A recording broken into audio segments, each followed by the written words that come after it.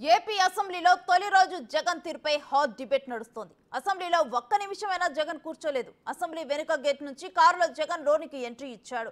గతంలో seed access road నుంచి ముందుగా వచ్చేవాళ్ళు అసెంబ్లీకి వెళ్లే జగన్ ఇప్పుడు అలా వెళితే అమరావతి రైతులు నిరసన తెలుపుతారని మరో మార్గంలో అసెంబ్లీకి వెళ్లాడు. అసెంబ్లీలో జాతీయ గీతాలాపన సమయంలోనూ లోపలికి వెళ్లకుండా తన ఛాంబర్లోనే కూర్చుండిపోయారు.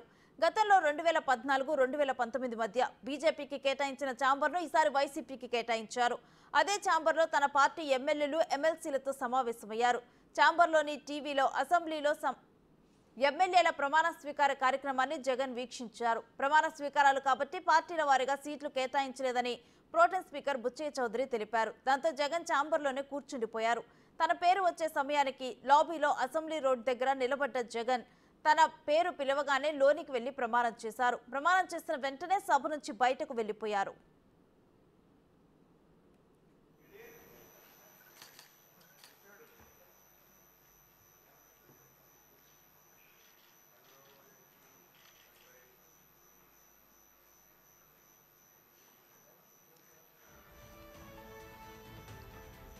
వైఎస్ జగన్మోహన్ అనే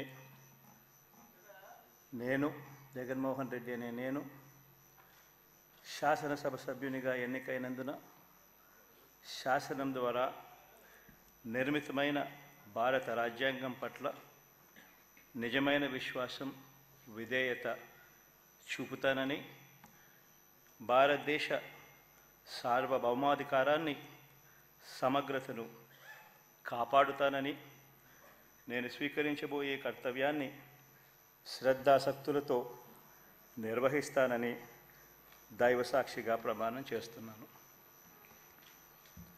ఆంధ్రప్రదేశ్ శాసనసభ సభ్యుడైన